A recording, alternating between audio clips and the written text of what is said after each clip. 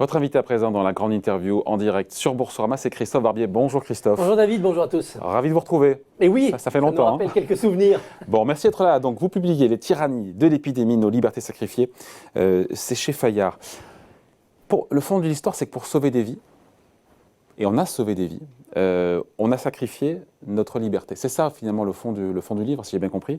C'était une erreur, mais c'était pour la bonne cause, et puisqu'il n'y avait pas le choix non plus, on ne savait pas où on allait, je veux dire. On n'avait pas le choix, et ce n'était pas une erreur au printemps dernier. Dans la panique, le virus inconnu, les ravages, l'exemple italien, l'absence de masques, l'absence de tests, il n'y avait guère d'autre solution que de demander à tous les citoyens de sacrifier leur liberté, liberté de circulation, liberté de manifestation, liberté d'expression, pour sauver des vies, et sauver éventuellement leur vie. Oui. Tout le monde l'a compris. Et puis on a leur été vie ou la vie des gens qu'on aime, qui sont autour de nous. Exactement. Mais on a été déconfinés ensuite. On a réfléchi, on a regardé, les masques sont arrivés, les tests, les vaccins et l'horizon des vaccins. Ne fallait-il pas à ce moment-là adapter une politique de sécurité sanitaire à une politique de maintien des libertés et surtout à une politique à long terme de reconstruction de l'économie? On le voit aujourd'hui, on a la double peine. On a franchi les 80 000 morts, et en même temps, les jeunes sont déprimés, leurs études sont en miettes, leur avenir dans la vie active est compromis. Toute l'économie, vous donniez le chiffre de Total il y a quelques instants, est remise à plat. Il va falloir faire des efforts colossaux, des réformes difficiles. Est-ce qu'il n'est pas temps de remettre les libertés en plein mouvement ? Ouais. Oui, donc pour sauver des vies et pour sauver nos anciens, pour sauver les plus fragiles, on condamne les jeunes, on les envoie dans le mur. C'est une certitude ou c'est plus un risque qu'une certitude ? Oh, c'est une certitude maintenant. On voit bien qu'un jeune qui depuis un an n'aura pas eu une vie d'étudiant normale, avec ce que ça nécessite de contact pour progresser intellectuellement, mais aussi pour progresser socialement, affectivement, ce jeune-là, il va le payer, il va en avoir des séquelles. Je pense aussi à son entrée dans la vie active. Quel monde du travail va-t-il trouver ? Mais il n'y a pas que les jeunes. Il y a aussi tous ceux qui, pendant un an, auraient dû subir une opération, avoir des tests pour qu'on leur dépiste une maladie grave, et on n'a pas pu, parce que le Covid mangeait toute la disponibilité hospitalière. Ceux-là, ce sont des milliards d'argent qu'il va falloir dépenser plus tard pour quand même essayer de les soigner, et ce sont des vies que l'on a raccourcies. On a sauvé des vies à court terme, est-ce qu'on n'en a pas peut-être plus gâché à long terme ? Ça, on le saura plus tard. Donc les vies qu'on a sauvées aujourd'hui, selon vous, c'est ça le message en creux, risquent peut-être de ne pas peser lourd face à celle peut-être qu'on va perdre dans le futur parce que cancer mal diagnostiqué ou pas diagnostiqué, oui. parce que dépression, déprime, parce que... Oui, et autant dans l'urgence, un médecin doit sauver la vie qui est devant lui sans se préoccuper du long terme, autant un homme d'État, autant une ministre, un grand responsable politique doit penser les deux. C'est-à-dire l'urgence, oui, sauver des vies tout de suite, mais aussi ne pas hypothéquer trop de vies futures pour sauver les vies de maintenant. Oui, il y a aussi ce qu'attendent les Français, le corps social, cette peur du virus, cette peur de mourir, qui n'est pas uniquement, je pense, une peur française. C'est le syndrome d'une société qui vieillit, c'est ça. Pardon, mais la peur est légitime aussi en même temps. La peur est légitime, mais ce qui est légitime une fois qu'on a peur, c'est de se poser la question du courage. Le courage, c'est pas de ne pas avoir peur, c'est d'avoir peur, parce que ça fait peur le virus, et de passer par-dessus cette peur au nom de quelque chose qui mérite un risque. Pas un risque kamikaze, il ne s'agissait pas de faire n'importe quoi, un risque calculé où on se dit, certes j'ai peur, mais si je me poltronne dans ma peur, si je me réfugie dans mon terrier, les conséquences vont être pires. J'aurai l'impression d'être à l'abri pendant quelque temps, en fait, je serai encore plus exposé. Est-ce qu'on a eu cette réflexion dans le pays ? On ne l'a pas eu. Mais ça prouve juste qu'on a une allergie totale, collective, au risque. Et voilà, on est à la recherche du risque zéro qui n'existe pas, on le sait, et on doit absolument restaurer dans ce pays le goût du risque calculé. Qu'est-ce qu'un entrepreneur ? C'est quelqu'un qui prend un risque, c'est pas un fou, c'est pas quelqu'un qui se comporte comme dans un casino, il ne confie pas au hasard son argent, il l'investit, il croit dans un modèle, mais il prend un risque. Mais il faut bien mesurer les risques, encore une fois, avant de prendre une décision. Exactement, donc mesurons les risques. Aujourd'hui, les risques, on les connaît tous. Il y a le risque sanitaire qui peut imposer des mesures liberticides, par exemple le confinement. Mais il y a aussi le risque économique, il y a le risque sociétal, une société fracturée avec une guerre des générations, c'est aussi un risque qu'il faut envisager. Ces risques-là, on n'a pas le droit d'en parler. Enfin, on commence. Quand Emmanuel Macron, il y a 10 jours, refuse de reconfiner, c'est qu'il considère que le risque à moyen terme d'un confinement est supérieur aux bénéfices à court terme. Donc en gros, on a sauvé des vies, Mais on n'a plus de vie. C'est ça finalement votre synthèse. Et oui, c'est ça la qu'une conclusion. vie ? Une vie, c'est pas seulement une survie, c'est pas seulement être un amas d'atomes biologiques à l'abri des virus. Une vie, c'est de sortir, c'est de rencontrer des gens, c'est d'aller au cinéma, d'aller au théâtre, c'est de se faire peur parfois, une vie pleine, une vie accomplie. C'est pas une vie qu'on passe à l'abri dans une cage pendant toute son existence. Sinon, on meurt très vieux, mais on meurt sans avoir vécu. Ouais. Attention à ne pas entraîner notre civilisation du risque zéro, du tout sécuritaire, dans des vies qui n'auront plus aucun sens. D'autant que pour nous donner des vies sans risque, on va tout nous supprimer. On va nous dire « Ah non, vous ne mangez pas ceci. Ah non, vous ne faites pas cela. Ah non, vous ne bougez plus. » On va nous dire où aller en vacances, parce qu'en fonction de notre santé, il faudra aller à la mer plutôt qu'à la montagne. Et donc, jusqu'où va-t-on pousser la fin des libertés pour notre bien ?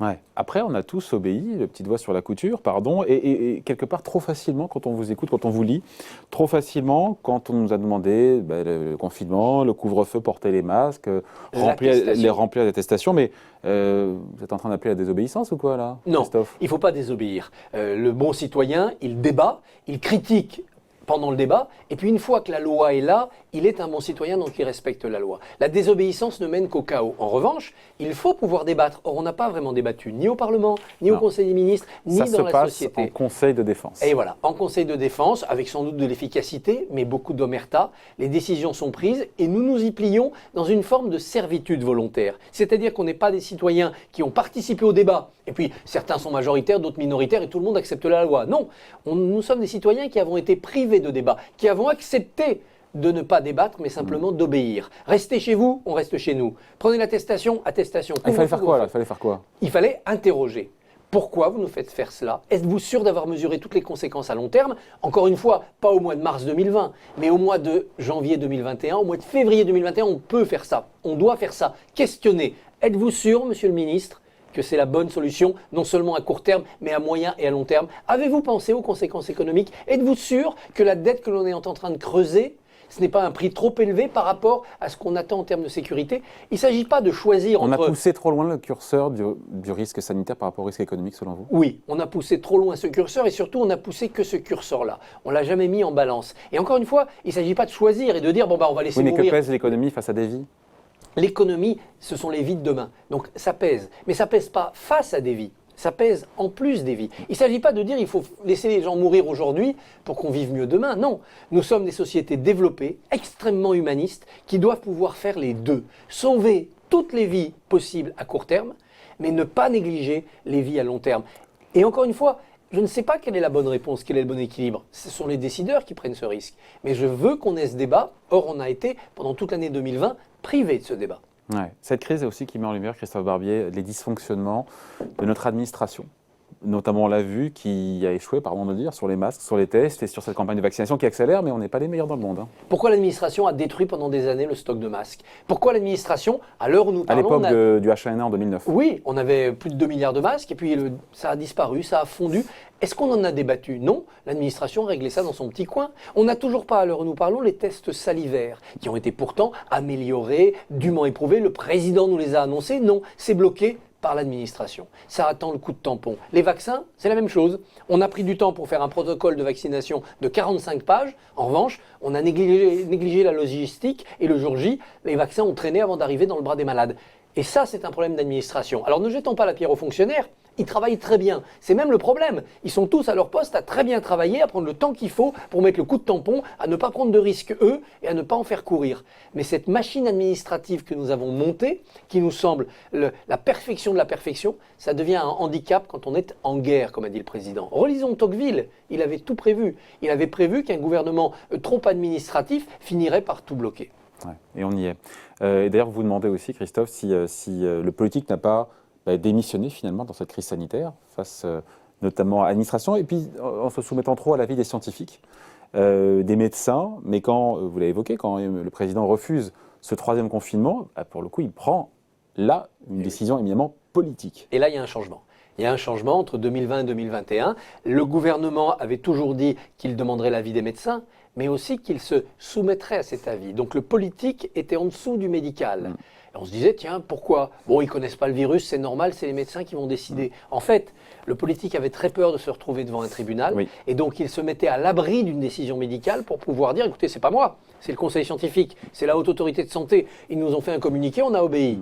Là, on voit bien en 2021 qu'Emmanuel Macron se rend compte que piloter un pays, répondre à toutes les demandes qui sont parfois contradictoires, ça nécessite de la prise de risque, du courage politique. Encore une fois, un risque calculé. Il n'a pas dit jamais de confinement, il a dit pas tout de suite, pas maintenant. Les chiffres ne sont pas encore dans le rouge, attendons. Pour On a gagné l'instant, déjà les 10 jours. chiffres lui donnent raison. Pour l'instant, les chiffres lui donnent raison.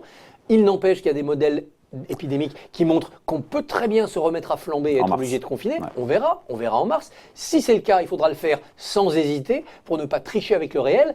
Mais le pire n'est pas sûr. Or, le problème du risque zéro, et souvent des médecins, c'est qu'ils se comportent comme si le pire était sûr. C'est normal. Ils nous protègent contre le pire, ça nous protégera du reste. Le politique ne peut pas partir sur le principe que le pire est sûr. Le président qui a pris, pour le coup, un risque, encore une fois, en refusant pour l'instant ce troisième confinement, mais est-ce que dans cette crise, il n'a pas pris le risque de braquer son électorat, à savoir, pour le coup, les seniors les plus âgés?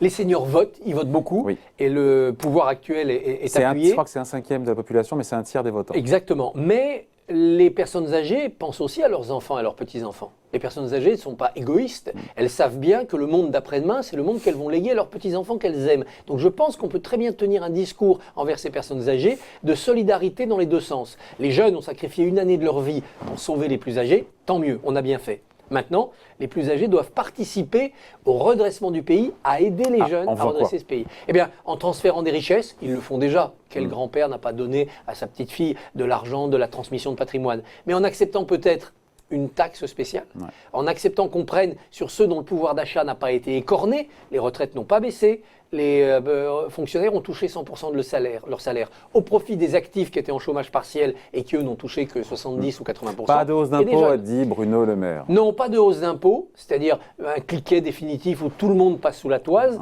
mais qu'on organise une solidarité intergénérationnelle, qu'on la facilite, ça doit être une action publique. Par exemple, en disant à tous ceux qui ont un peu de patrimoine, si vous donnez à vos petits-enfants au-delà des plafonds habituels, eh bien, il n'y aura pas de fiscalité. On fait sauter les plafonds sur les donations. Ça permettra à ceux qui ont du patrimoine de le transmettre et à ceux qui le recevront d'investir. Temporaire, bien sûr, dans une sorte de remède d'après-crise. Pour, vous savez, remettre un coup de starter à l'économie avec des jeunes qui auront du mal à créer leur entreprise, qui ne démarreront pas dans la vie active comme leurs aînés, il faut les aider. Peut-être que cette donation totalement défiscalisée serait un bon amorçage. Ouais. Qu'est-ce qu'il faut faire sinon? Parce que selon vous, il faut relancer, quand on vous lit, quand on vous écoute, il faut relancer l'économie, bien sûr, rouvrir les théâtres, les restaurants, pour les personnes vaccinées, mais c'est pas un peu tôt encore de se poser cette question-là maintenant? Non. Alors qu'on est à l'aube, peut-être encore une fois, d'une nouvelle flambée? Il faut poser la question maintenant, parce que c'est une question démocratique, même si le passeport vaccinal n'entrera en vigueur quand il y aura assez de vaccinés. Mais la Grèce a déjà décidé de passer des accords, par exemple avec Israël, pour que le tourisme des vaccinés puisse fonctionner. Les pays étrangers protégés, comme par exemple l'Australie ou la Nouvelle-Zélande, imposeront un passeport à tous ceux qui entreront. On ne pourra pas aller dans ces pays si on n'est pas vacciné. Nous ferons donc ce passeport parce que nous y serons contraints. Et donc autant l'anticiper, en débattre juridiquement parce que c'est pas simple, et dire que tous ceux qui seront vaccinés, surtout si on leur a demandé de se confiner avant de se faire vacciner, et donc on leur a imposé 3 semaines ou 5 semaines de confinement, on va leur dire ça sera votre récompense ce passeport. Parce qu'avec ce passeport, vous retournerez dans les restaurants, qui seront ravis de rouvrir pour vous, dans les théâtres ou dans les cinémas. Quand on sera fin mars à 5 à 10 millions de vaccinés, 1 ou 2 doses, ça sera intéressant quand même de récupérer tous ces clients, tous ces consommateurs. Ouais.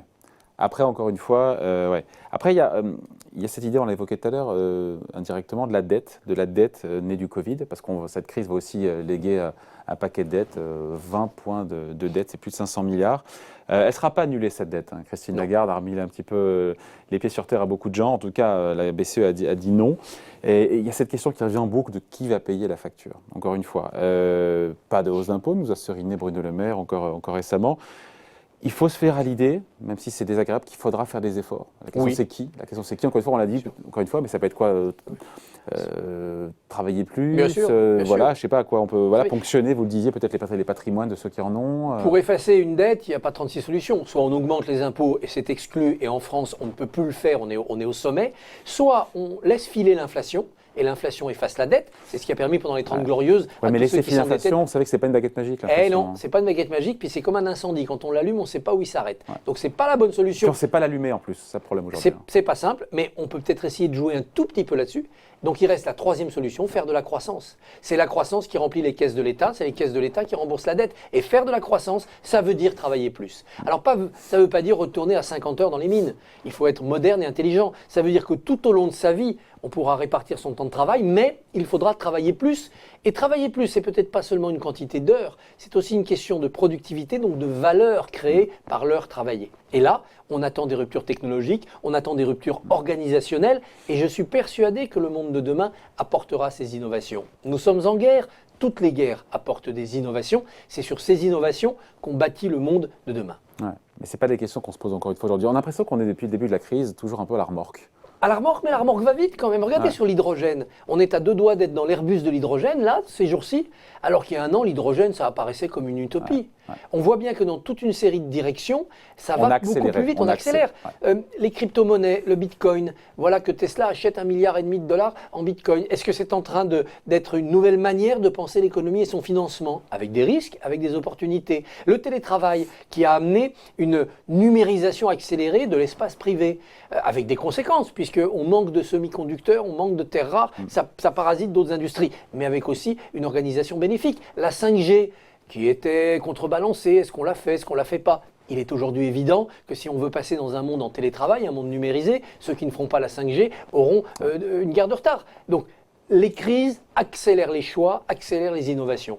De tout cela, il sortira un monde où en travaillant plus, mais surtout en travaillant mieux, on créera les richesses nécessaires pour désendetter, rembourser, mais aussi faire rouler devant nous une dette qui durera longtemps. Un monde moderne n'est pas un monde à zéro dette. Comme il y a beaucoup de liquidités, c'est un monde qui gère sa dette avec de la visibilité. Pourquoi pas allonger les durées d'endettement, comme le propose François Baroin aujourd'hui dans une tribune de presse? La dette est un instrument d'une stratégie, ce n'est pas un boulet seulement à nos pieds. C'est comme le cholestérol, il y a le bon et le mauvais cholestérol. Exactement. Et il rêvait une décennie de croissance, une décennie après cette guerre. Le président a dit que c'était une guerre contre la pandémie, contre le virus. Imaginez que de tout ça ressorte peut-être une belle décennie de croissance, de prospérité, de légèreté. Oui, de légèreté, pas au sens année folle, parce qu'on a vu que les limites de l'expansion de la fête humaine étaient posées, notamment par la nature, mais de légèreté dans le plaisir de déguster chaque instant anodin, boire une bière à une terrasse de bistrot. Voilà un grand plaisir qu'on négligeait et dont on voit maintenant la rareté. Sortir pour des activités culturelles plutôt que de rester chez soi devant des écrans. On retrouvera une légèreté de l'essentiel, puisque le mot essentiel a été au cœur du débat pendant le 2e confinement. Mais bien entendu, un monde qui créera sa richesse avec de nouveaux concepts. Évidemment le respect de la planète, évidemment une nouvelle conception des inégalités et de la lutte contre les inégalités, un nouveau rapport nord-sud. Tout cela peut engendrer un monde meilleur. Aux jeunes générations de s'en emparer. Elles souffrent beaucoup en ce moment. Comment elles font pour s'en emparer? Qu'est-ce qu'on fait pour les aider justement à ne pas être dégoûtées de la politique? Il faut éviter le pire. Le pire, c'est évidemment soit de tout casser, la révolution, la destruction, soit de se résigner et de dire je prendrai les allocations, là, le revenu minimum vital, là, le revenu d'existence, et puis je resterai chez moi sur mon canapé, soit de s'en aller et de dire adieu la France, adieu l'Europe, je vais dans le monde qui bouge, je vais en Asie ou en Afrique. Il faut au contraire, face à tout cela, une jeunesse qui s'engage. Et aujourd'hui, en Europe, dans notre vieux monde, l'engagement, c'est quand même de l'engagement politique. Ça ne veut pas dire faire 50 ans de carrière de politicard en s'accrochant à tous les fauteuils. Ça veut dire pendant quelques années de sa vie, comme on peut s'engager dans une ONG ou s'engager dans une entreprise, on s'engage en politique. Quelque part, c'est ce que les marcheurs ont incarné avec Macron en 2016-2017. Il faudrait insuffler cet esprit-là à toute la jeunesse, qu'elle se mette elle aussi en marche pour escalader la montagne de difficultés qui nous attend, traverser le désert de dettes qui nous attend, mais aussi conquérir des sommets. Ouais. Un petit mot fini là-dessus, Christophe, sur les populistes. Est-ce qu'ils ont marqué des points pour vous ou pas dans cette crise sanitaire? Je ne crois pas.